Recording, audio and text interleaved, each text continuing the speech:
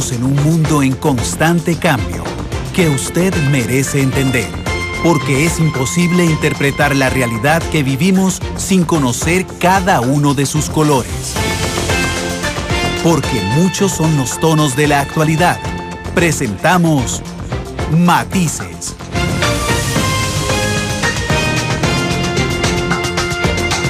Una producción de Noticias Monumental.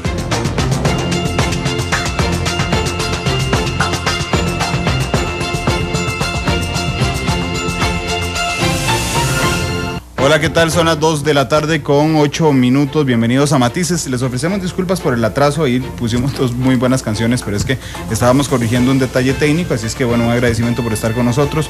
Hoy tenemos dos temas. Abriremos los primeros 15 minutos con Vivir Bien, que ayer quedaron muchas preguntas pendientes para que usted haga sus preguntas sobre pensiones, sobre su pensión, la de su mamá, la de sus hijos, sus cuotas, por qué no le aparecen las cuotas. Bueno, un montón de preguntas en 15 minutos. Y después de esos 15 minutos, hoy tenemos un invitado de lujo. Es un politólogo colombiano con un enorme currículum, que si lo leo aquí se nos va el Matices entero, pero tiene que ver precisamente con el proceso de paz en Colombia. Él ha trabajado directamente en la comisión para identificar quiénes son las víctimas. Es víctima la gente, es víctima el gobierno, es víctima la guerrilla, los guerrilleros, los encarcelados, los no encarcelados, los secuestrados. Él estará hoy aquí en la cabina de Matices junto con el director de la Escuela de Relaciones Internacionales de la UNA, don Carlos Cascante, analizando este tema. Así es que Isabel Martínez, nuestra productora, buenas tardes. Buenas tardes, Randall. Nuevamente buenas tardes a toda la gente que nos sigue a esta hora. Tenemos hoy el programa con dos temas muy importantes, y el de pensiones también siempre nos genera muchas consultas, siempre se satura la línea por Randall, porque es algo que nos compete a todos, ¿verdad? Todos necesitamos pensión en algún momento de la vida. Son las 2:10, le voy a pedir a Otto, que está hoy con nosotros en controles, que ponga la presentación de Vivir Bien para entrar de una vez. Ponga su futuro en las mejores manos. BN Vital le ayuda a planear su retiro para vivir bien. 2:11, don Marco Vargas, el gerente comercial de BN Vital. Gracias por estar con nosotros, don Marco. Feliz tarde. Buenas tardes, y no, más bien gracias a ustedes por el espacio, claro. Muchas gracias. Vamos a habilitar a partir de este instante 905-222-0000 sus preguntas sobre el trámite de su pensión, sus ahorros, planes de pensión voluntaria, pensión complementaria. Cualquier pregunta que quieran hacer la pueden hacer a partir de este instante, 905-222-0000. Yo me voy a aprovechar hoy y le voy a lanzar la primera pregunta. Según los cronogramas, entre este y el otro año, un montón de costarricenses recibiremos el Fondo de Capitalización Laboral. Pensando en las pensiones, don Marco, ¿qué sería una buena inversión? Bueno, yo diría que dos cosas, ¿verdad? En primera instancia, hay que recordar que el origen o el objetivo del Fondo de Capitalización Laboral es un auxilio de cesantía. Okay, son fondos o recursos que provienen de la cesantía y cuyo fin específico es cubrir una necesidad de la persona en el momento en que queda cesante, ¿verdad? Uh-huh. Eso quiere decir que una persona puede quedar cesante ya sea porque tuvo una renuncia en su trabajo o porque fue despedido de la misma. Sin embargo, también la legislación 7983 previó de que esas personas, aunque no haya un rompimiento de la relación laboral, si se mantiene al menos 5 años trabajando ininterrumpidamente con el mismo patrono, puede hacer retiro de ese dinero. Y es así como cada 5 años, a partir de los primeros aportes, en el 2006 y en el 2011, han existido retiros masivos del Fondo de Capitalización Laboral. El tercer quinquenio lo tenemos ahora en el próximo año, en abril del 2016. Como esos son recursos que en teoría está sacando personas que no tienen un rompimiento de la relación laboral, sino que lo que tiene es una continuidad con su patrono de más de 5 años, esos son recursos que calzan perfectamente para más bien dejarlos en el fondo, ganando rentabilidades como si fueran rentabilidades de largo plazo, solamente que con un dinero que ya queda disponible o queda a la vista para cuando de verdad lo vaya a necesitar. Para que cumpla con su objetivo, un auxilio de cesantía. Lo puede dejar ahí. Una segunda opción es que eso sucede mucho en el sector público, que hay personas que que por su condición laboral saben que ahí es donde se van a pensionar, entonces pueden tomar ese dinero y hacer con él un aporte extraordinario, ya sea en el régimen obligatorio de pensiones o en el régimen voluntario de pensiones, construyendo o constituyendo con él o fortaleciendo más bien su segundo pilar de la pensión obligatoria. Un día de esos profundizamos, o hoy más tarde profundizamos en este tema de cómo invertir el FCL en un plan voluntario también. Pero ya tenemos muchas llamadas. Don Mauricio Castro de La Uruca nos está llamando. Don Mauricio, ¿qué tal? Muy buenas tardes. Buenas tardes. Adelante con su consulta, por favor. Mira, es que yo soy trabajador independiente. Mi pregunta era, si yo me aseguro por la Caja Costarricense de Seguro Social, ¿yo puedo escoger alguna operadora de pensiones? Complementaria. Sí. ¿Don Marco? Sí, claro, sí puede escoger. Lo que pasa es que ahí estaríamos hablando de un plan de pensión voluntario. Sí, no complementario, esa es la exactamente, y ahí, por supuesto, es elección de él con cuál operadora de pensiones, cómo se llama, trabajar. Don Mauricio, de hecho, hay una buena opción porque usted puede asegurarse en la caja y en lugar de ir a una pensión complementaria, que es lo que tenemos los asalariados por fuera, los asegurados directos, perdón, podría poner un plan voluntario. En el caso de Benevital, creo que hay 2 montos básicos, de ahí para arriba usted puede poner lo que quiera. Empezamos con 5,000 colones o con $50 si lo quiere abrir en dólares, ¿verdad?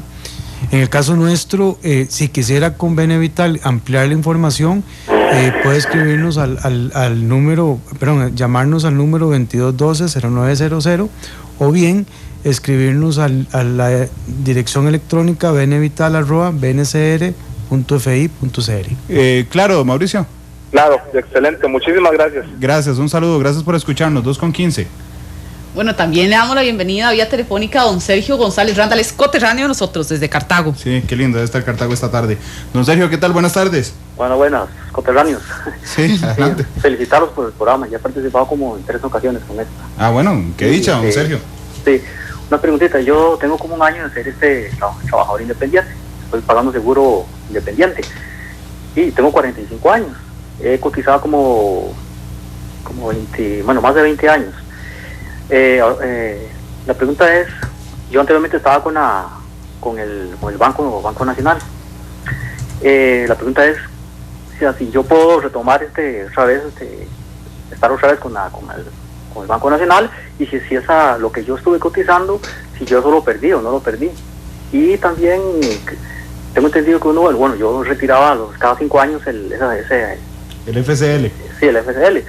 Y ahorita tengo como un año de que ya no trabajo para la empresa donde yo estaba trabajando. Entonces quisiera saber si yo tengo algo ahí, si puedo retirarlo. Listo, don Sergio. Si empezamos por la última pregunta, no importa el rompimiento de relación, si fue un despido con responsabilidad, sin responsabilidad, usted renunció, puede ir a sacarlo. Correcto. Más bien, si hace 5 años fue la última vez que hizo un retiro del Fondo de Capitalización Laboral y el rompimiento de su relación fue hace un año, probablemente que sí tiene fondos a su disposición. Si, como le entendí que estaba con nosotros en Benevital, en Banco Nacional, yo lo que le diría es que nos llame al 2212-0900 o nos escriba a benevital@bncr.fi.cr para ayudarle con ese trámite. Y con respecto a la primera pregunta, él puede ir haciendo aportes extraordinarios a su régimen obligatorio que quedó abierto. Ok, porque ¿verdad? Ya quedó abierto. Porque ya quedó abierto, o sea, él tiene esa cuenta ahí, él tiene el saldo ahí y él queda posibilitado a estar haciendo aportes extraordinarios. Nuevamente, en los números que le di, en la dirección de correo, tal vez nada más que le podemos ampliar sobre el mecanismo para poderlo hacer. Le podemos decir, abusándome de usted, don Marco, que diga que fue en Vivir sí, por Bien, supuesto, para que sepan claro, cuál es el caso. Claro que sí. Ok, don Sergio, ahí está la solución. Gracias, don Sergio, muchas gracias por llamarnos. 2:18, vamos a una nueva llamada. Sí, les recordamos la línea telefónica 905-222-0000 para que nos llame y nos haga su consulta, como don José Prado, quien nos llama desde Desamparados. Muy buenas tardes. Buenas tardes, para hacer una consulta, si este tipo de pensiones son embargables y en qué casos serían los embargos si es que son embargables, hablando de la pensión voluntaria. Gracias. Muy buena pregunta, don José, muchas gracias. ¿Es embargable, don Marco, la pensión voluntaria? No, ni la pensión obligatoria ni la pensión voluntaria son embargables, ni el fondo de capitalización laboral. Son protegidos, es decir, no hay ninguna circunstancia por las cuales esos fondos puedan ser embargados. Ok, muy interesante. Gracias, don José, por plantearnos este tema. Son las 2 de la tarde con 18 minutos y nos está llamando don Roberto Gutiérrez de Heredia. Don Roberto, ¿qué tal? Muy buenas tardes. Don Randall, muy buenas tardes, y al panel también. Usted me permitiría una observación respecto al programa de la semana pasada, donde se incurrió una inexactitud que podría provocar un error al oyente. Por supuesto. Gracias. Roberto. Un oyente llamó y solicitó o indicó que si un pensionado podía asegurar a su cónyuge. Se le informó que no, pero eso es inexacto. Hay un trámite, hay unas fórmulas especiales y dependiendo de la condición socioeconómica de la cónyuge, sí es sujeta a ser asegurada por esta persona. Esto por si el oyente está escuchando nuevamente el programa, que puede acudir a las sucursales de la caja y hacer la solicitud y llenar el formulario. Gracias, don Roberto, por su aporte. De hecho, tal vez para la próxima semana podríamos averiguar el mecanismo exacto del que habla. Sí, tal vez nada más ahí agregarle que sí puede ser asegurado, ¿verdad? Lo que hablábamos en aquel momento era cómo podía hacer las cotizaciones. Sí. ¿Verdad? Cómo era que se tenía que hacer las cotizaciones, que en ese caso efectivamente tenía que, porque no sé si recuerda que la semana pasada uno de los casos era una persona donde la cónyuge hacía ella misma su propia cotización. Entonces lo importante era que siempre tenía que existir esa cotización. Ok, vamos con la siguiente llamada. Son las 2:20 de la tarde. Muy buenas tardes, en este momento nos está llamando don Luis Argüello desde San José. Don Luis, muy buenas tardes. Buenas tardes y muchísimas gracias por atenderme y felicidades por el programa. He aprendido algunas cosas cuando he podido oírlos.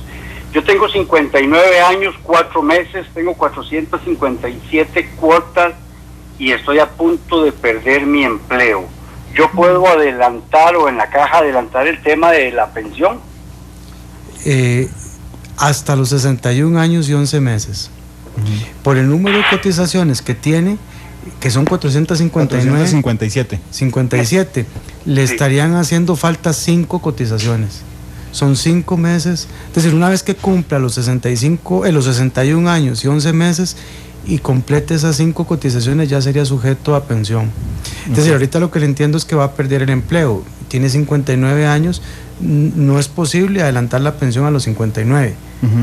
Es hasta los 61 y 11 meses. Pero para eso tiene que tener un mínimo de cotizaciones. Y le faltan 5. Para llegar a ese mínimo. Don Marco, y aportando al caso de don Luis, si don Luis, que ojalá que no, pierde el empleo antes de esos 5 meses, digamos, le entregan el FCL, él puede pagar de su plata, ya no de su patrono, sino de su plata, esas 5 cuotas que le faltan para adelantarle a los 400. Esas son de las cosas que digamos que están son de los espacios vacíos que no están completos. Es decir, debe existir, ahorita no es posible.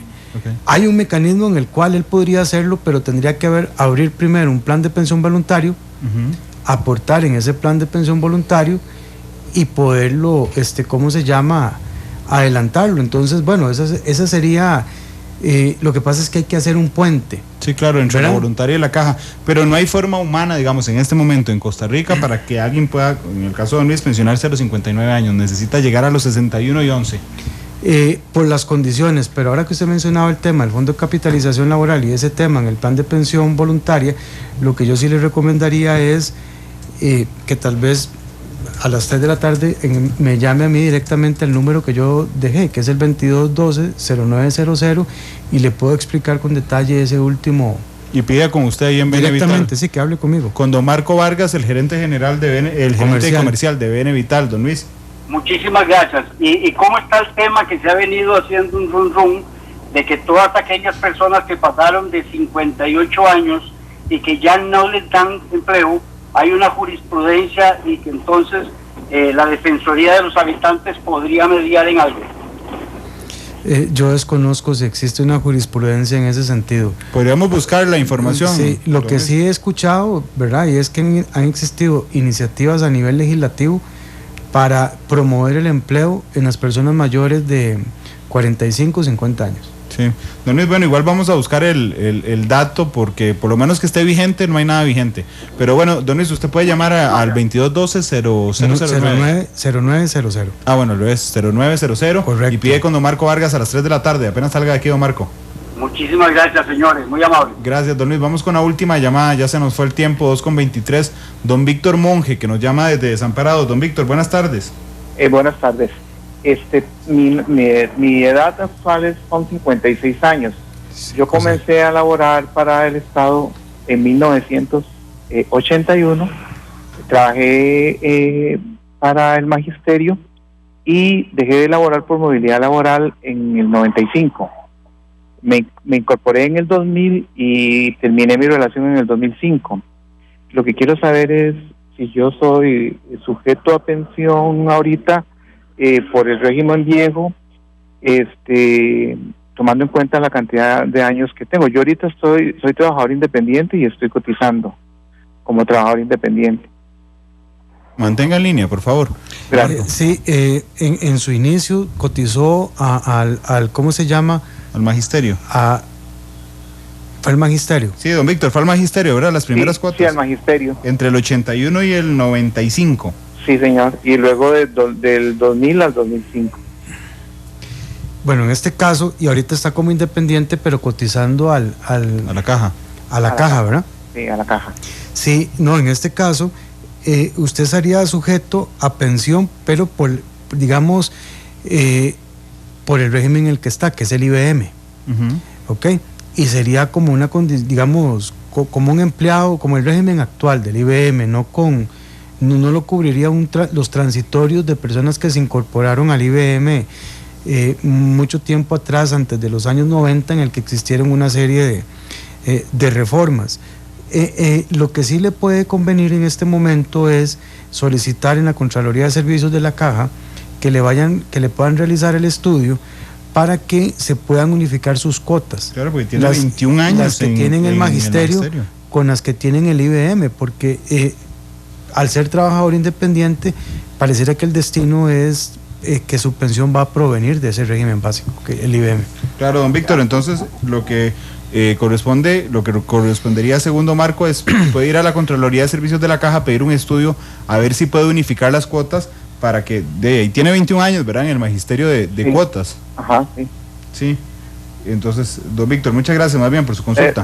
Randall. Señora, adelante. Un comentario muy rápido. Me preguntaba por qué las noticias de Monumental son tan interesantes.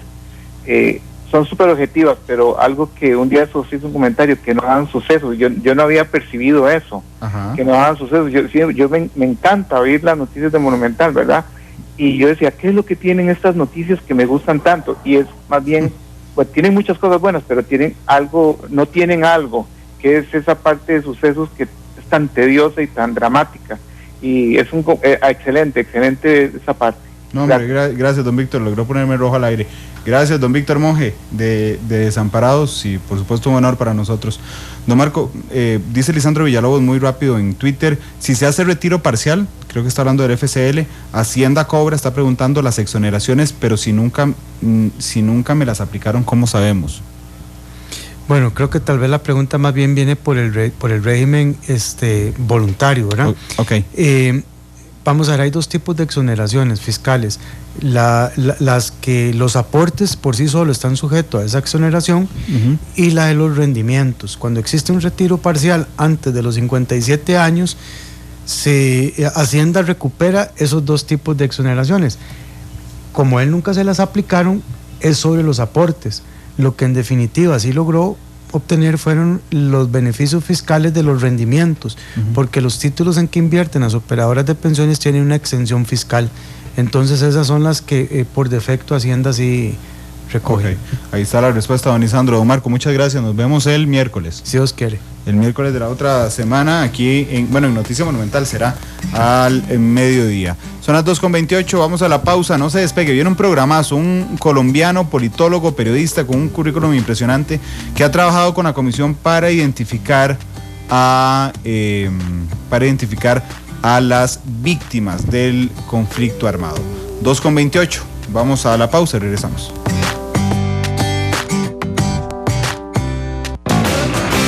Un experto de BN Vital nos acompañará todos los miércoles para responder sus dudas en temas de pensión.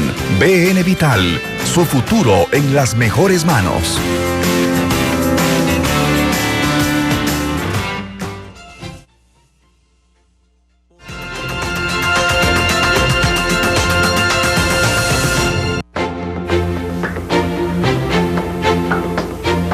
Con 32 minutos de la tarde, vamos al tema de fondo de una vez. Hoy tenemos un temazo. Habíamos hablado hace unas semanas, sí, hace un par de meses, sobre el proceso de paz en Colombia, lo complejo que había sido. En ese momento creo que tuvimos a Diego Bonilla de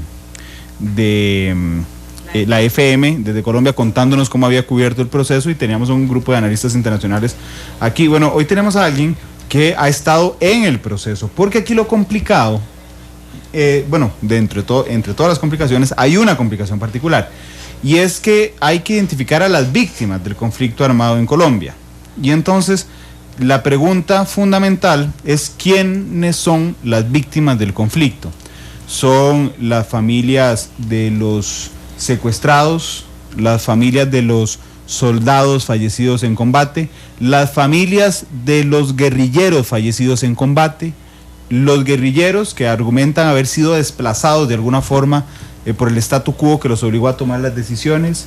Los políticos son víctimas. ¿Quiénes son víctimas? Y entonces don Vicente Torrijos, que es un periodista, politólogo internacional, les decía, no voy a leer el currículum porque terminamos el programa, cuando lo termine de leer, está hoy en la cabina Monumental haciéndonos un honor de estar aquí. Don Vicente, ¿qué tal? Buenas tardes. Muchísimo gusto, estoy encantadísimo de estar con ustedes, invitado, claro, por la Universidad Nacional de Costa Rica, por la Escuela de Relaciones Internacionales, así que me siento como en casa, de verdad, muchas gracias. Aquí estoy con Carlos Cascante, el director, y me siento muy complacido de estar con ustedes. Bueno, voy a arrojar yo también, porque es uno de nuestros analistas principales, don Carlos Cascante. Nada más démele vuelta el micrófono ahí para escucharlo en toda la potencia. Ahora sí, don Carlos.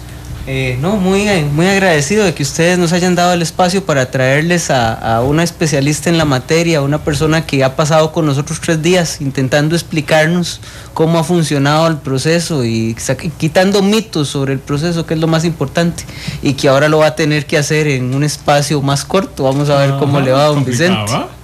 Muy bien. Sí, muy complicado para nosotros intentar extraer este conocimiento. Por favor, yo hacía una entrada muy resumida de la importancia. ¿Por qué es importante definir las víctimas? Eso es fundamental, porque al fin y al cabo se trata de un conflicto complejo en donde hay una problemática relacionada con las víctimas, pero también por tratar de definir quiénes son los victimarios, ¿no? Es un tema que incluso ha llevado a que en este proceso de negociación, que como recordaremos ya tiene 2 años de desarrollo, se haya visto la necesidad de crear una comisión histórica del conflicto y de sus víctimas, ¿no? Es decir, paralelamente al equipo negociador, al equipo de plenipotenciarios que están desarrollando directamente la negociación allá en La Habana, se vio la necesidad, insisto, de crear una comisión de la que tengo el honor de hacer parte, con el fin de analizar básicamente ese problema, el problema de por qué se originó el conflicto, luego por qué ese conflicto ha sido tan persistente, porque al fin y al cabo son por lo menos 50 años, y luego cuál es el impacto que ha tenido sobre las víctimas. Y eso es todo un debate en el que no podemos negar que la parte ideológica entra a jugar un papel fundamental, a tal punto que yo diría que el debate está muy dominado sobre todo por esa percepción ideológica de cada una de las partes. Es decir, tratar de identificar a las víctimas es también un mecanismo perverso en el fondo. Claro. ¿Por qué?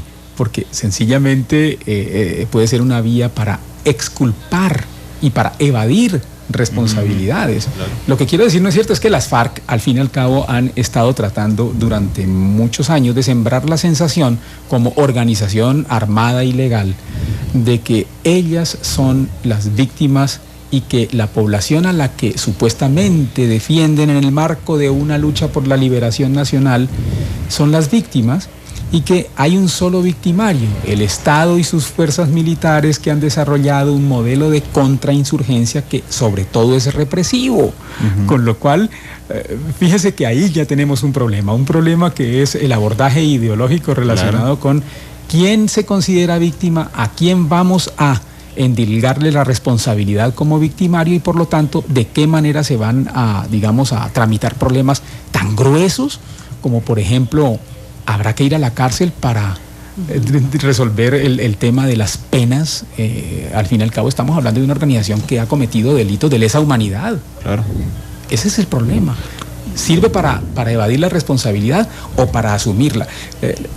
Básicamente el trabajo que hemos tenido que hacer en la comisión esta a la que me refiero, la histórica y del conflicto y sus víctimas, que es la única, insisto, la única comisión que se ha creado paralela al comité mismo de negociaciones, pues ha sido una tarea muy compleja porque precisamente a lo largo de estos 50 años se pueden identificar modelos de terrorismo, también modelos en los que el Estado de alguna manera se ha visto comprometido, porque tenemos que aceptar que algunos, por ejemplo, algunos oficiales de las fuerzas militares operando por su cuenta, a su manera, ¿no?, han desarrollado unas conductas díscolas apartadas por completo de la institucionalidad y en este momento cursan unos procesos muy complicados sobre por lo menos 3.000 militares. Entonces, no se trata de un compromiso estatal en el sentido de que la organización estatal está comprometida, pero no hay duda de que aquí ha habido muchos sectores que han tenido que ver con el clima de violencia que ha imperado en el país durante tanto tiempo. De hecho, déjeme aquí pedirle un aporte a don Carlos Cascante. ¿Por qué? Porque esta fragilidad, digamos, en el abordaje que se hace de quién es la víctima y quiénes son víctimas y victimarios. Creo que se puede reflejar en la debilidad, por ejemplo, la semana pasada estábamos hablando del proceso de paz en Colombia y en ese momento hay un ataque a unos soldados en el Cauca, mueren 10 soldados, inmediatamente el presidente Santos se va para el Cauca, levanta la suspensión de ataques y la FARC responde y dice, no, un momento, es que nosotros no fuimos los que atacamos primero, fueron ellos. Y entonces el ejército dice, no, jamás, fuimos nosotros, a nosotros nos atacaron y nosotros devolvimos. Intentar sentarse pasivamente y encontrar quién es primero, el huevo o la gallina, es muy complicado, don Carlos. Muy difícil y más en un aspecto que es crítico en el proceso, que es la justicia transicional, porque al final la definición de víctima y victimario es para determinar responsabilidades y eso lo tiene que establecer los tribunales colombianos o un mecanismo que se establezca en la negociación para juzgar a aquellos que fueron victimarios. Conversaba yo con Vicente que uno de los grandes problemas del conflicto colombiano, de la resolución del conflicto, en comparación, por ejemplo, con los conflictos centroamericanos de los 80, es que aquí no había problema de justicia transicional. Aquí fue borrón y cuenta nueva, nadie se acuerda de los crímenes que hizo, nos metemos a la vida política y tenemos un presidente, por ejemplo, en El Salvador, que tenía todo un panorama de una historia de pertenecer a la guerrilla, de montar actos. Cuando gobernaba en El Salvador Arena, lo mismo, teníamos paramilitares, pero en el caso colombiano no van a poder hacer eso. Van a tener que establecer tribunales, van a tener que juzgar de acuerdo con las investigaciones que hagan de verdad real quiénes son víctimas y victimarios, y eso complica completamente el proceso de una solución pacífica, porque muchos de los intereses de ambas partes, de un lado el ejército colombiano y del otro la alta dirigencia de la guerrilla, es evitar pasar por un proceso de justicia, ¿verdad? Claro, es salvarse. Salvarse. Porque yo en este instante me imagino a los jefes de las FARC en La Habana. Imagínate una mesa de negociación diciéndole un jefe al otro jefe, bueno, vamos a arreglar esto, pero vos vas a tener que ir a la cárcel. Sí. Digamos, es un proceso complicadísimo, porque todas las partes van a decir, no, yo intento arreglar esto, pero yo no voy a la cárcel, yo no voy a los tribunales.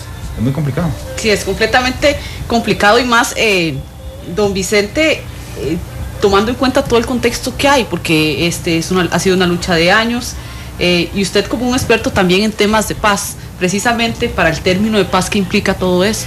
Claro, Es que de lo que se trata es de tratar de establecer de qué paz estamos hablando en un conflicto que es absolutamente complejo y al que podríamos denominar básicamente un conflicto entrelazado, y casi que algunos lo hemos podido denominar como irresoluble o intratable, porque es que en este momento lo que hay que tener conciencia es de que se está desarrollando una negociación con una organización de las muchas organizaciones que hacen parte de ese espectro conflictivo en que vive el país, porque estamos hablando de por lo menos 5 poderosas bandas criminales, una organización paralela y aliada a las FARC como es el Ejército de Liberación Nacional, que conocemos aquí, déjeme meterle ahí, ELN, y por supuesto una serie de vínculos entre ellos, porque en eso no hay ningún tipo de rubor ideológico para establecer alianzas. A lo que voy es a que el conflicto tiene que ver entonces, por eso le llamamos entrelazado,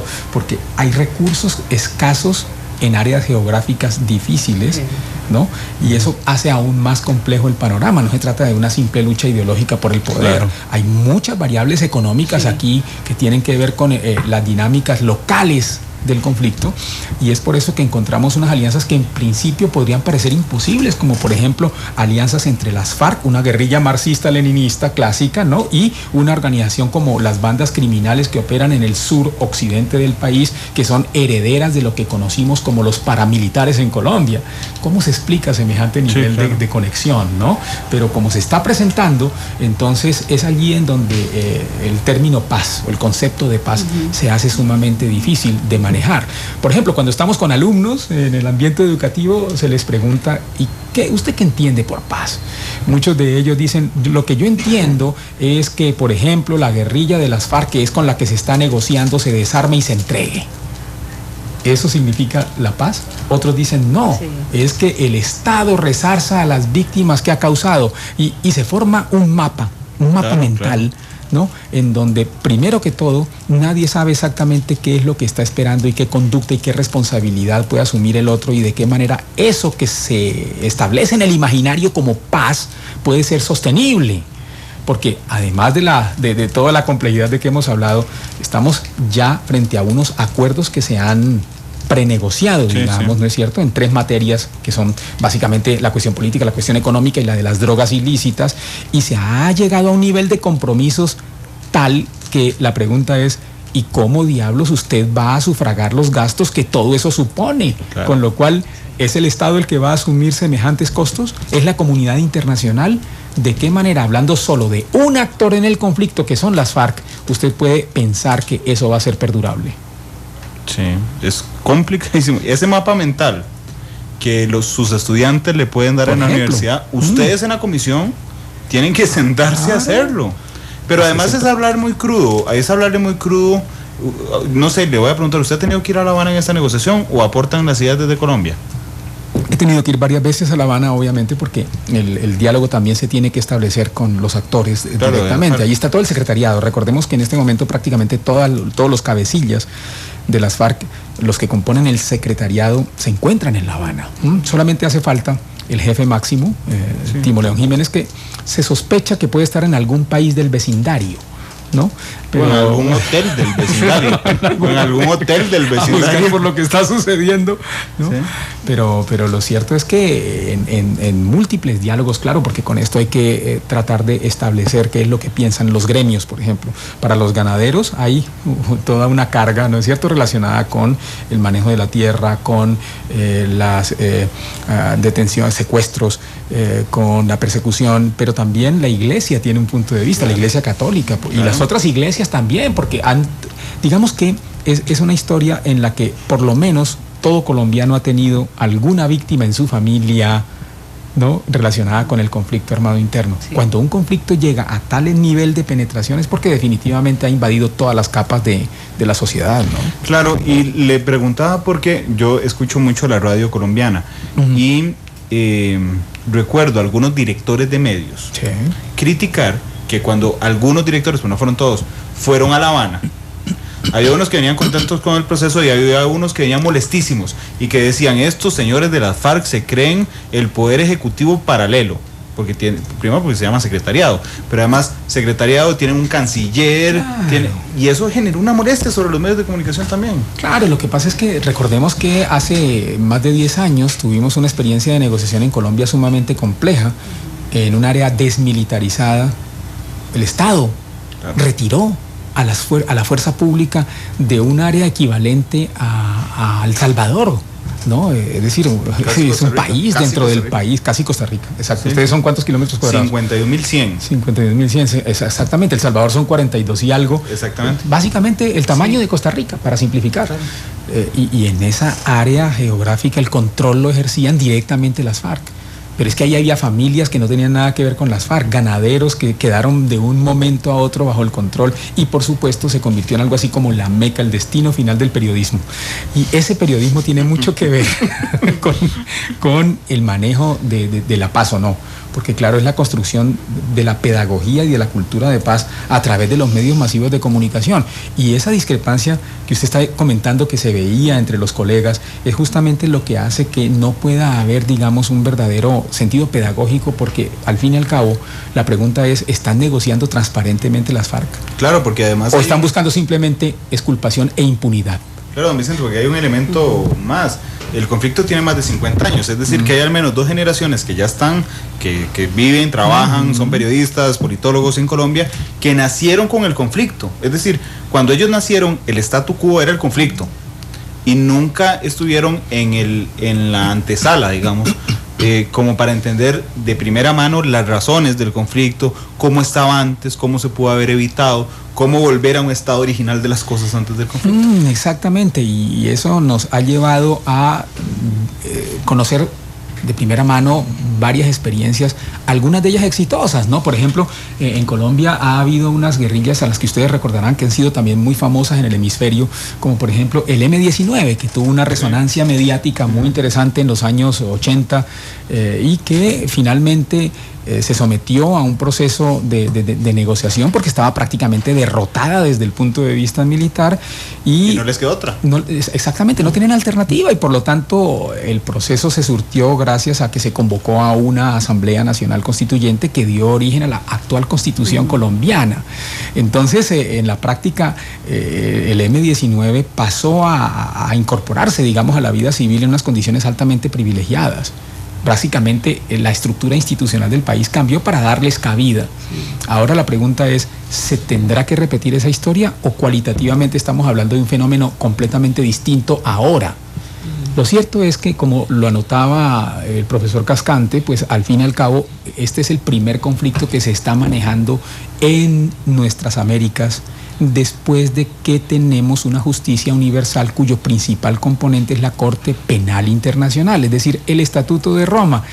Y la diferencia es que antes se podía negociar concediendo indultos y amnistías prácticamente de manera indiscriminada, mientras que hoy son términos que no aparecen en ese Estatuto de Roma, con lo cual no puedes, como lo anotabas, Carlos, no puedes aspirar como insurgente a que se te ofrezca un tratamiento completamente exculpatorio en donde de la noche a la mañana se hable de borrón y cuenta nueva, o de perdón y olvido, o de leyes de punto final, como sucedió en el Cono Sur, por ejemplo, en el caso de Argentina, o como ya lo mencionabas, en el caso de Centroamérica. Aquí estamos hablando de una realidad completamente distinta, con lo cual en el momento en que hubo una negociación hace pocos años, 6, 7 años, con los paramilitares en Colombia, una ley de justicia y paz les conminó a ir a la cárcel durante por lo menos 7 u 8 años porque había que cumplir con un criterio fundamental que es el criterio de justicia. Sí. Y la justicia no se puede evadir.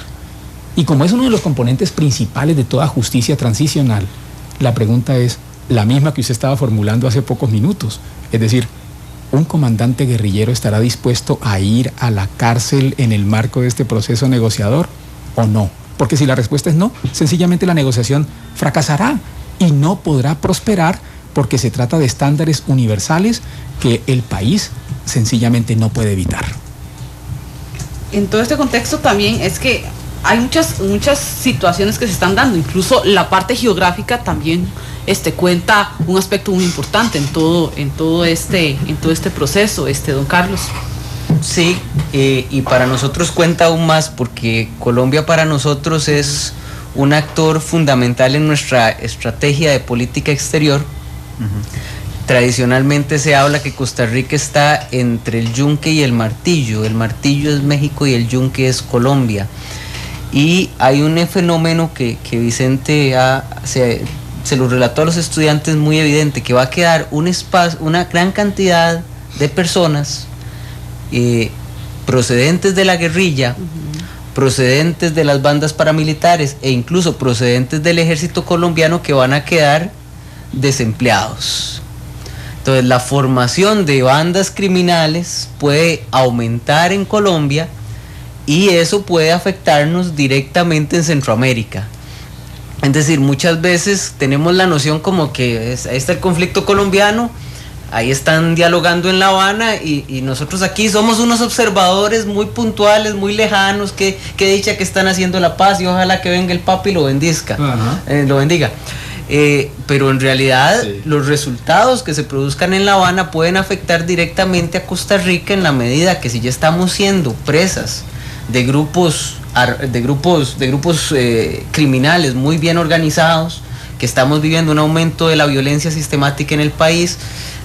No quiero imaginar el posconflicto en Colombia con un montón de exguerrilleros, de exmilitares y de exparamilitares que tienen que emplearse en algo, y que además la resolución del conflicto por el medio pacífico que se está tratando no va a eliminar el problema del narcotráfico. Claro, porque ese es el asunto. Es un negocio ya montado que usted no va a desarmar con la paz. Ese es el asunto, pues precisamente, Carlos, lo que me hace pensar ahora es que se trata de un negocio tan lucrativo que en el fondo, ¿por qué tendrían que dejarlo? Hay un preacuerdo ya en la mesa de negociación en La Habana que se refiere explícitamente a ese punto de las drogas ilícitas.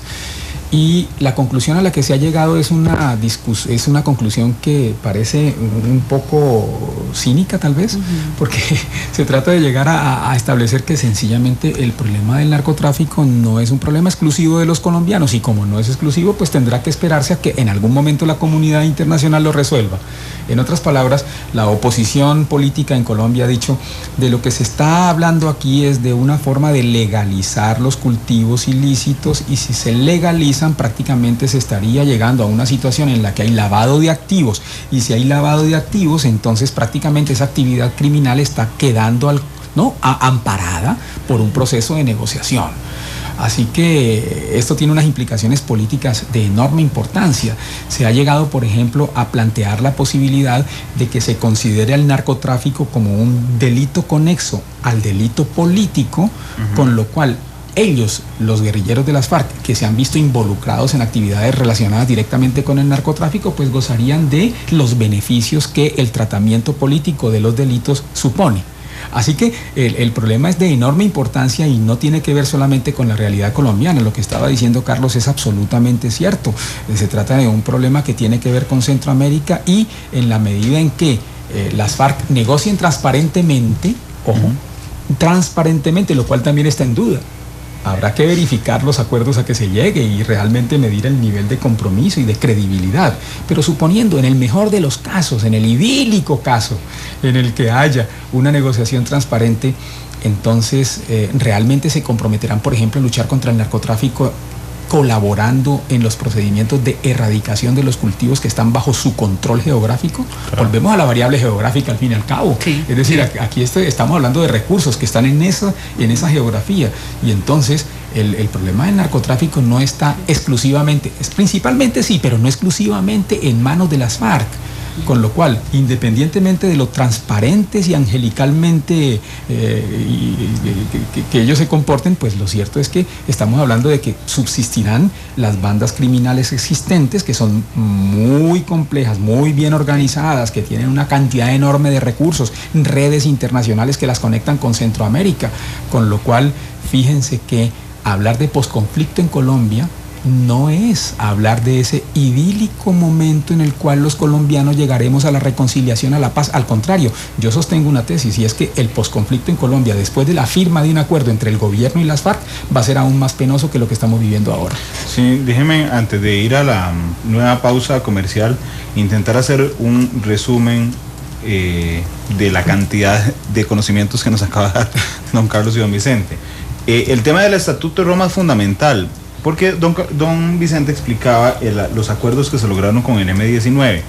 En ese momento, para ponerlos en las palabras más sencillas del mundo, si un presidente quería perdonarle una matanza enorme a un grupo, le decía: no se preocupe, queda perdonado, pero no lo vuelva a hacer, y entraba.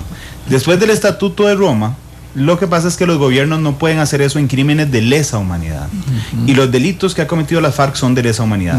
Y la Corte Penal Internacional lo que señala es que los gobiernos no pueden perdonar, es decir, nadie puede perdonarle esos delitos, se van a tener que pagar. Y aquí es donde está en el zapato, por decirlo de alguna forma, el gobierno de Colombia, porque no puede, no tiene siquiera elementos para negociar esos puntos. Así es que es muy importante, digamos, el cambio del contexto entre esa negociación y la negociación que hay en este momento. Son las 2:57. Vamos a una pausa. Pregunta Adolfo en Twitter si la Corte Penal Internacional puede ser un tribunal que tome en consideración estos temas. Bueno, ya les vamos a decir si es así. Vamos a la pausa y regresamos.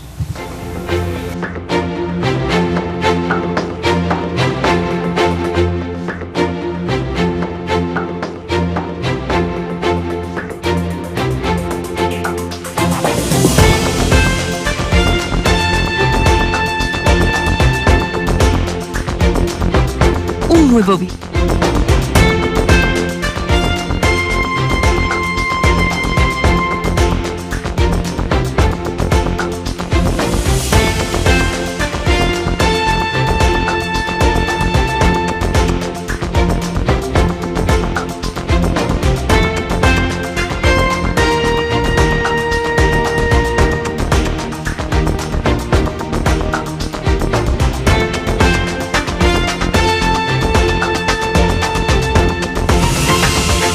Porque la realidad tiene muchos tonos, matices.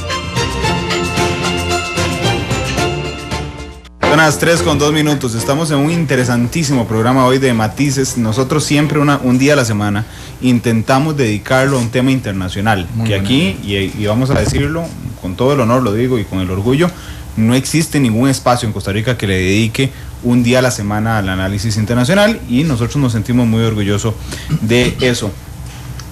Ya les voy a decir cuál es la pregunta que nos estaba haciendo Adolfo, pero a mí me surge la preocupación de que si el gobierno colombiano es muy condescendiente con las FARC en el proceso de negociación y en los acuerdos finales, se podría entender a las FARC, y ellas mismas lo podrían entender, como el gran ganador del conflicto de 50 años, diciendo: ya está, peleamos 50 años, aquí están lo que logramos. Claro, el problema es si hay transparencia o no en la negociación, porque al fin y al cabo yo diría que hay una clave para entender cuando un conflicto se está negociando bajo parámetros, digamos, de cierta racionalidad positiva, es decir, DDR, desmovilización, desarme, reintegración. Eso no significa claudicar, ni rendirse, ni someterse a la justicia. Significa que para que tenga un criterio de racionalidad establecido, pues las organizaciones armadas que operan al margen de la ley tienen que comprometerse por lo menos ¿a qué? A desmovilizarse. Eso significa, entre otras cosas, desarmarse. Así de simple, porque es que se trata de superar la violencia, ¿o no? Entonces, si hay que superar la violencia y someterse, digamos, a una convivencia democrática, habrá que aceptar que alguien tiene el monopolio legítimo de la fuerza y, por lo tanto, aceptar la autoridad estatal de la cual esa organización incluso puede llegar a ser parte. Entonces, primer criterio, desmovilizarse, ¿no? Segundo, él necesariamente, después de la desmovilización, tiene que venir el concepto de el desarme y finalmente el de la reintegración. Desmovilización es importante en la medida en que se desactivan las capacidades militares de una organización armada, pero luego viene lo que tiene que ver con qué hacemos con estas personas. Lo que en el caso colombiano se ha llegado a contemplar, y hay una comisión de militares que por primera vez, ojo, participan en el esquema de la negociación, no tomando decisiones, pero sí recomendando técnicamente qué hay que hacer. De hecho, fueron en saco y corbata y no en uniforme. No uniformados, claro. ¿Para qué? Para tratar de delimitar unas áreas geográficas en las que presumiblemente estos guerrilleros podrían concentrarse con el fin de que haya un efectivo criterio de desarme. Es decir, ahí los controlamos, ahí entregan sus armas, ahí podrían tener la seguridad personal que requieren para no ver sus vidas en peligro. Claro. Ahora, el problema es qué va a suceder si no hay una negociación transparente basada en esa cadena lógica. Necesariamente el pueblo colombiano va a percibir que está siendo objeto de una burla o de un engaño, porque es que además lo sufre en primera persona. Mire, en este momento las FARC han declarado unilateralmente un cese del fuego y de las hostilidades. Cese del fuego significa que no enfrentan directamente a las fuerzas militares y aparentemente lo están cumpliendo. Hay unos hechos muy lamentables, por ejemplo los de la semana pasada que usted estaba relatando ahora en el Cauca, sí, en donde pues una compañía militar fue acribillada, pero es un acto de guerra. Al fin y al cabo son dos adversarios que se enfrentan y es un acto lícito. Pero ¿qué pasa con la población civil? Cuando se comprometen a un cese de hostilidades están diciendo que no atentarán contra la población civil. Sin embargo, lo que tenemos en estos 3 meses que ha durado esa declaratoria unilateral es que se han multiplicado las denuncias de intimidación, persecución, extorsión, etcétera. Con lo cual, ¿se podrá presentar eso aún después de que se firme un acuerdo final con las FARC? Porque si después de eso no se entregan las armas, miren lo que voy a decir ahora, no se entregan las armas, las conservan en su poder, sobre pretexto de que los acuerdos pueden ser incumplidos y que por lo tanto algún día podremos necesitarlas para retomar la lucha revolucionaria. Claro.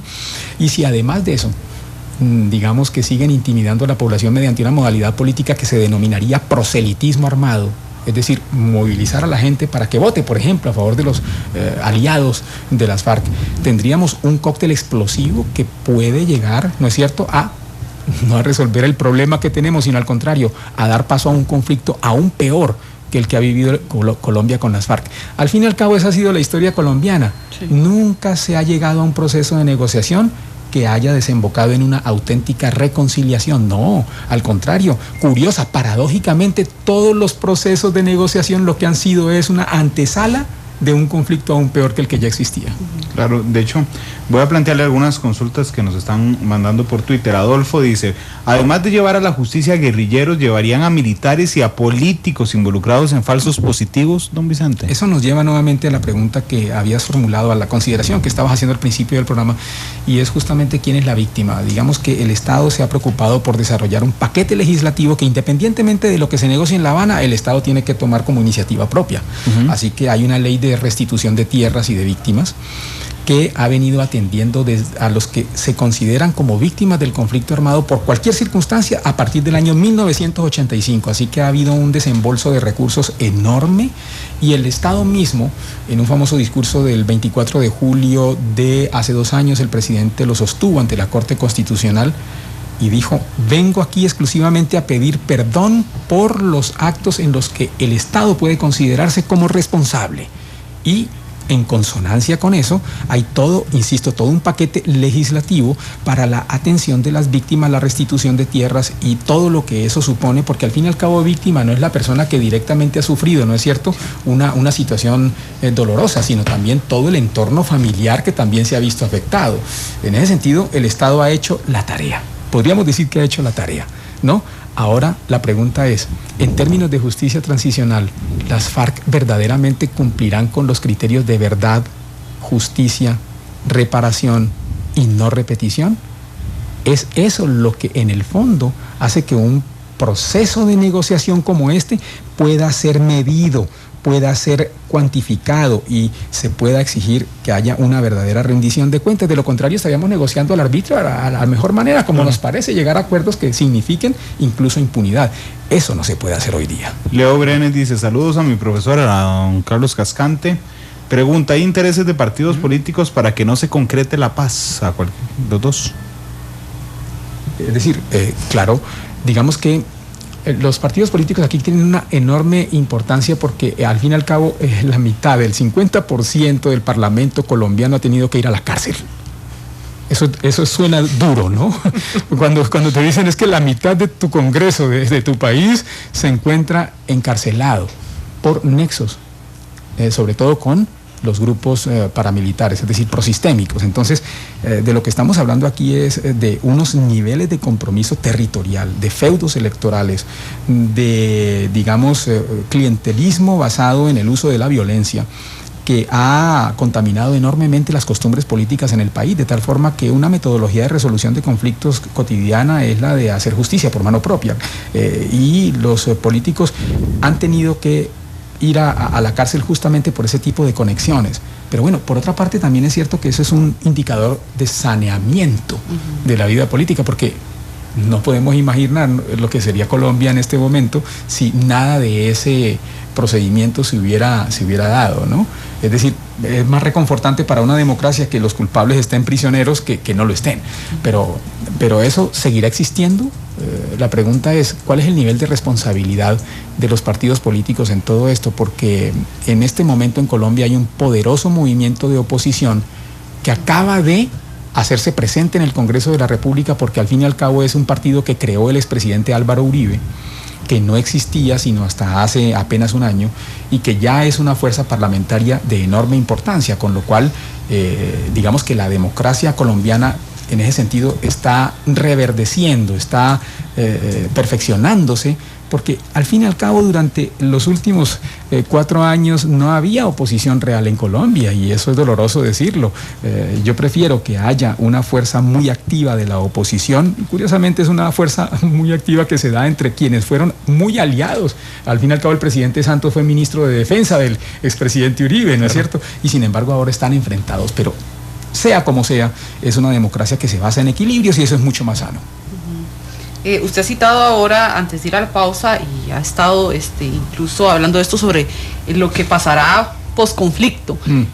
¿Qué implica esto en un momento donde se está pidiendo participación política, la política integral de desarrollo agrario, la solución del problema de drogas ilícitas, que es parte de las negociaciones que se están dando, en una población que, como hemos dicho a lo largo de este programa, ha estado acostumbrada a vivir en este mismo contexto que está viviendo en este momento Colombia? Claro, eso implica que, como decíamos antes, haya unos criterios que orienten de una manera muy clara la negociación y, sobre todo eso, el posconflicto, es decir, la verificación de los acuerdos, el cumplimiento y su implementación. No es solamente el problema de cuánto puede costar. El alto comisionado para la paz estaba diciendo justamente ayer que estaba tratando de conformar un equipo de estudiosos en materia económica para tratar de cuantificar cuánto costará ese posconflicto, y dijo, es tan voluminoso que ni siquiera podemos atrevernos a aventurar una cifra.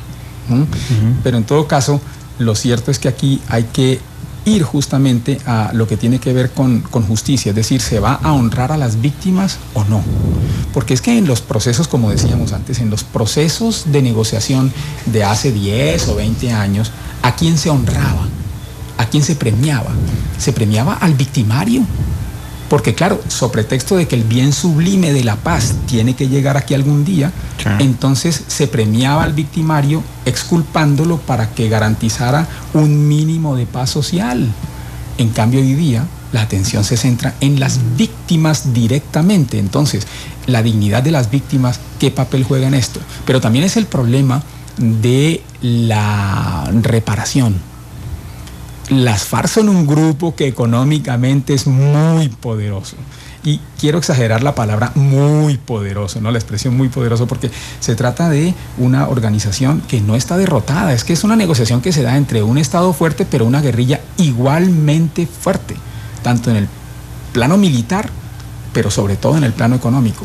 ¿Tendrán dinero como para contribuir en la reparación de las víctimas o no? La reparación no se mide solamente en términos espirituales, te doy un abrazo, te pido perdón y cuenta saldada. No, aquí hay algo mucho más importante, que es la reparación física, material, directa, y la no repetición. Es decir, ¿qué me garantiza a mí que no vas a volver a cometer los mismos delitos atroces, los crímenes atroces a los que hemos estado sometidos? Y entonces ahí viene todo el proceso de entregas o no entregas las armas. Las FARC han dicho muy claramente que dejar las armas no significa entregarlas, con lo cual hay una trampa implícita en semejante argumento, ¿o no? Porque si vas a conservar las armas, como decíamos antes, ¿para qué? Pues la pregunta es exactamente esa. ¿Y para qué las quieres conservar? Porque sobre pretexto de que son para tu protección personal, igual se trata de una organización militar muy fuerte y muy bien sincronizada, con lo cual, digamos que puede dársele a esas armas un uso distinto al de simplemente dispararlas. Porque un arma que no se dispara puede ser más letal aún que aquella que se está disparando a diario y puede servir para intimidar a la población, pero también para movilizarla, pero también para someterla, para dominarla. Un esquema de dominación autoritario y despótico al fin y al cabo.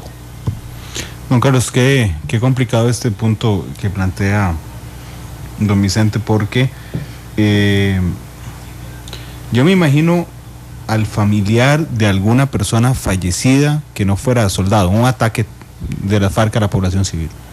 Y el gobierno de Colombia va a tener que irle a pedir a esa familia que ponga plata de impuestos para sostener estos acuerdos. Ese es el gran problema de la paz. A veces uno intenta idealizar los conceptos. Y en Costa Rica yo siento que ese es un concepto que es un concepto muy manido. De forma tal que tenemos una visión de la paz como algo idílico, pero la paz...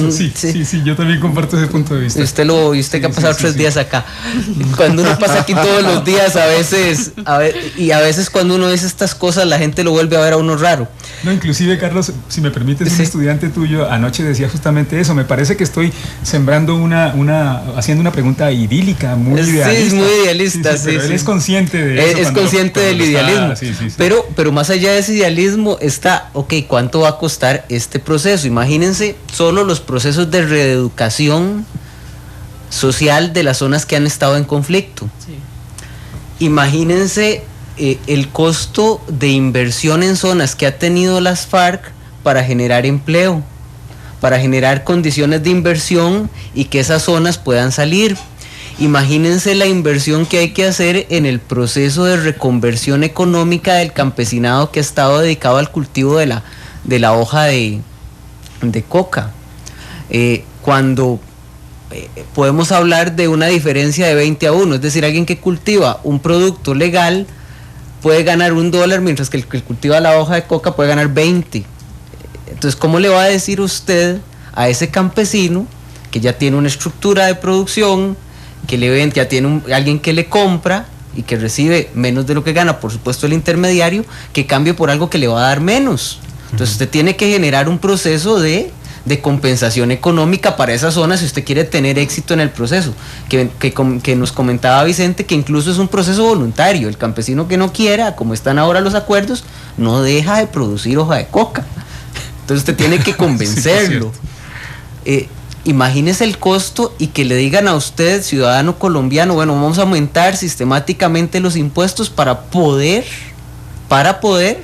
abordar esta serie de inconvenientes. Evidentemente, cuando eso se vuelva realidad, cuando ya estén pasando las leyes de impuestos, eso va a generar un enorme problema en el Congreso colombiano, dividido entre aceptar o no la paz, y la población creo que ahí va a haber las partes conflictivas de la paz, porque Vicente ha usado un término que a mí me gustaría que él explicara, que es el posconflicto conflictivo. Que abordar ese concepto porque es muy innovador. No, es que al fin y al cabo de lo que se trata es de entender que esta negociación que se está haciendo en este momento en La Habana puede ser tan solo el preludio de una negociación aún mucho más compleja y profunda, cuyas características ya se están, digamos, esbozando en este momento. ¿Por qué? Porque supongamos que esta negociación llega a un acuerdo final en los próximos meses. Lo cierto es que, y no se ventila mucho en los medios de comunicación, hay una agenda subterránea. Me estoy refiriendo a lo que técnicamente se ha denominado en la mesa de negociación como temas pendientes y salvedades. Es un capítulo muy complicado de entender, porque al fin y al cabo son los temas más gruesos que en los que definitivamente el gobierno y las FARC no han podido ponerse de acuerdo en nada. Así que han hecho un listado de temas muy gordos, con lo cual, firmado un acuerdo final, ¿qué vamos a hacer con esos temas pendientes, que son al fin y al cabo los que tienen que ver con una refundación del Estado? Porque se cuestiona la democracia en todo el sentido, el sistema económico en todo su sentido, la composición y estructura y misión de las fuerzas militares, por ejemplo, los militares en el proceso, que es uno de los temas más delicados en cualquier negociación de un conflicto. Así que todo eso tendrá que ser trasladado ¿a qué? A una nueva negociación que se tendrá que dar después de esta, y que para las FARC queda planteada en términos de una Asamblea Nacional Constituyente, pero no como la de hace unos años con el M-19. Tendría que ser cualitativamente mucho más complicada que esa, y tendría que orientarse a la refundación del Estado en los términos en que una organización como esa entiende la refundación del Estado. Así que ahí viene un problema de enorme importancia. Es cómo va a tramitar la sociedad colombiana una especie de negociación tras otra, ¿no? Cuando en el imaginario de cualquier ciudadano lo que se espera es que en los próximos días, ojalá semanas, se firme un acuerdo final y que por fin podamos respirar en paz. Esa estructura idílica de la paz, como la llamabas, Carlos, no existe realmente, no se va a dar. ¿Y eso supondrá frustración? ¿Supondrá nuevas estructuras armadas? ¿Habrá quienes se sientan tan afectados que tendrán que recurrir a la violencia en un ciclo interminable? Sí. De hecho, voy a permitirme usar una pregunta de un tuitero de Braulio que dice: entonces, ¿qué es lo bueno de los acuerdos de paz en Colombia? A como lo pintan parece que no conviene. Y yo voy a incluir una idea por la que seguramente me van a crucificar. No es mi criterio, pero este programa se llama Matices, así que quiero meter en matices. Sí. Bueno, ¿cuál es el costo de esto? Porque hay otra opción, que es el otro extremo, y es una fuerte operación militar, gubernamental, para hacer lo que pasó con el M-19, desaparecerlo casi militarmente para obligarlos a negociar. Cuesta vidas, claramente. ¿Hay alguien que esté pensando en esto en Colombia? Es decir, no se llega a ningún acuerdo, vamos con todo otra vez, como en tiempos de Uribe, todo el ejército trabajando contra las FARC y los obligamos ahí sí a entregar las armas. Digamos que todo el aparato militar colombiano está tan activo en este momento que en ninguna ocasión se ha planteado la posibilidad de que se reduzcan las tropas o de que se desactiven. Incluso los cálculos que hemos podido hacer desde la ciencia política es que en el mejor de los casos, en el caso idílico en que realmente se negocie de manera transparente, en vez de reducirse el presupuesto de defensa y de seguridad interna después de haberse firmado el acuerdo final, tendrá que incrementarse. Porque la sensación de inseguridad que se crea cuando hay vacíos de poder a nivel local y microlocal es tan intensa que muchos que no estaban involucrados en la violencia tratarán de medrar en semejante incertidumbre y van a tratar de apelar a la violencia justamente para consolidar sus intereses. Así que lejos de reducirse el presupuesto en materia de seguridad, tendrá que incrementarse. Esa es la paradoja que nos lleva a pensar que Colombia no va a gozar de un excedente de paz como aquel del que ha disfrutado Costa Rica durante tantos años al no tener que responder físicamente por un ejército. Pero hay quien diga en Colombia, no, al demonio, es una frase muy educada, al demonio los acuerdos de paz, no negociemos esto y apostemos por un triunfo militar sobre la FARC.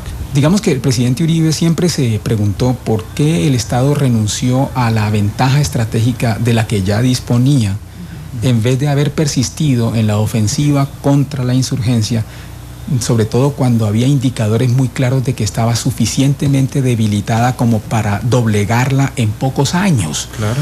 Entonces, esa es una pregunta que todos los días los colombianos se hacen, sobre todo cuando hay muestras de que las FARC, lejos de debilitarse, cada día que pasa en la negociación en La Habana se repotencia y se consolida más a nivel regional y local.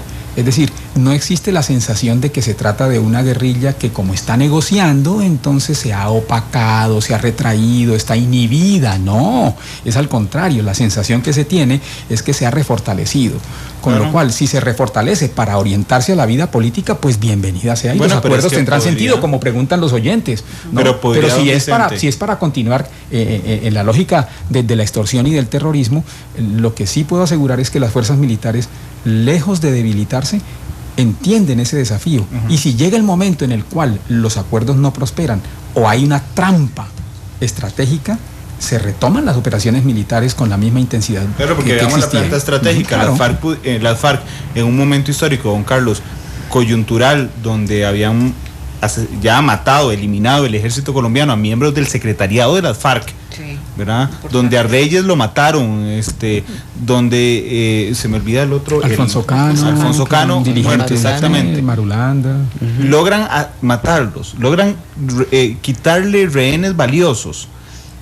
¿No estará haciendo este espacio de proceso estratégicamente un colchón para rearmarse mientras no los atacan? Eso es claramente lo que señalaba el expresidente Uribe, que era básicamente que se había caído en la trampa en que había caído Samper en el 98, ¿verdad? Fue el último que negoció, que era la misma trampa que le tendieron con la zona desmilitarizada. Presidente Pastrana. Pastrana, perdón. Sí. En esa lógica tampoco ha sido nada nuevo, sino que tenemos una serie de grupos en el mundo que generalmente han recurrido a ese expediente de entrar a procesos de negociación como un espacio de rearme, de reconstitución, de solución de problemas internos, de reconstitución de liderazgos. Pero es una situación en la cual lo interesante ha sido la conducta del presidente Santos, ¿verdad? Santos se ha jugado mucho de su prestigio político en el proceso. El proceso le sirvió para ganar una segunda elección, porque esa fue su caballito de batalla en la campaña electoral. Y creo que Santos está de lleno en el proceso. No creo que Santos en este momento tome una decisión contraria, porque sería renegar incluso de toda su propaganda electoral, de toda su campaña. Y tiene a su hermano en el proceso, ¿no? Exactamente. Creo que desde este gobierno colombiano, del actual gobierno colombiano, la negociación tiene que continuar hasta sus últimas consecuencias, pero eso lo ve uno desde afuera.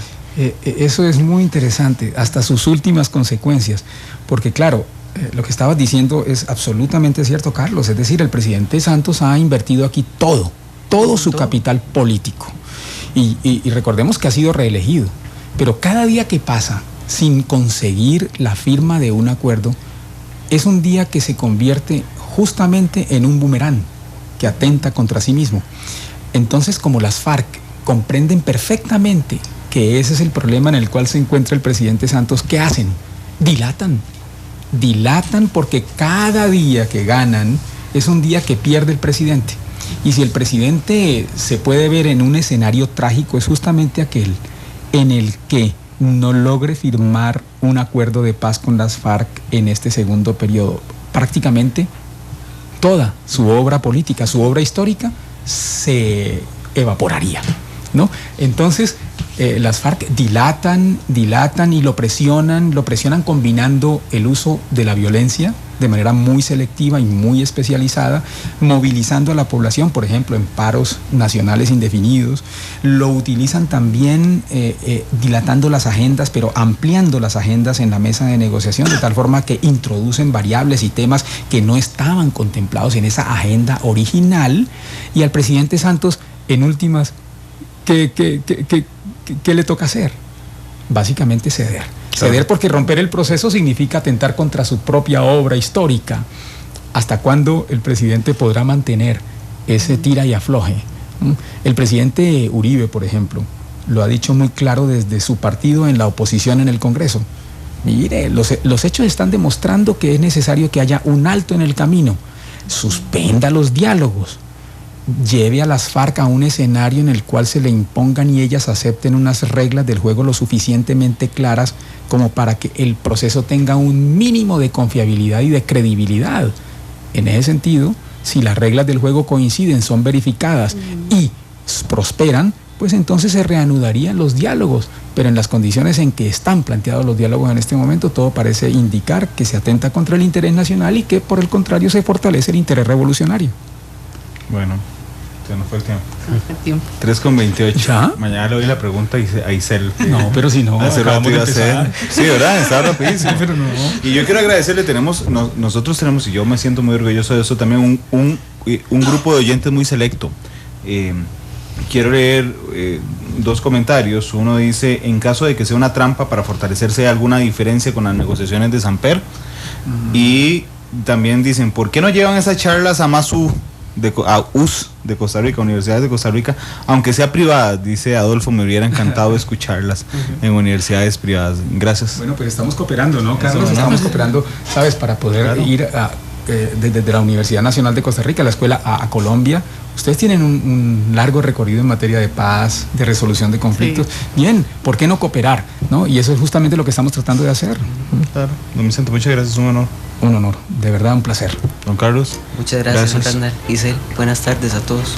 Gracias, Isel. Buenas tardes. Yo sé que están esperando el podcast. En minuto lo subimos. Sí, en minuto lo subimos. Leo Brenes dice: Santo legitima la guerrilla. Es el archivo de audio para que usted pueda oír este programa si se lo perdió. De acuerdo. Donde quiera y cuando quiera. Además estamos en televisión también. Claro, sí. A las 8 de la noche sale la versión en televisión hoy porque. No, y yo los estaba escuchando, ¿sabes? Hace 2 días iba conociendo el centro de San José, los hermosos edificios republicanos, y estaba escuchando la entrevista que le hicieron al canciller. Claro, Manuel González, estuvo aquí en la cabina. Sí. Y el problema del Consejo de Seguridad, y me gustó mucho porque tiene que ver eso. ¿Qué se puede hacer desde el Consejo de Seguridad de las Naciones Unidas para tramitar problemas tan gordos como el del conflicto colombiano? Tremendo conflicto colombiano. Buena pregunta. Gracias. A las 7, la tercera emisión de Noticias Monumental. Mañana a las 2 de la tarde, Matices. Mañana les contamos quién viene al programa. Feliz tarde. Buenas tardes.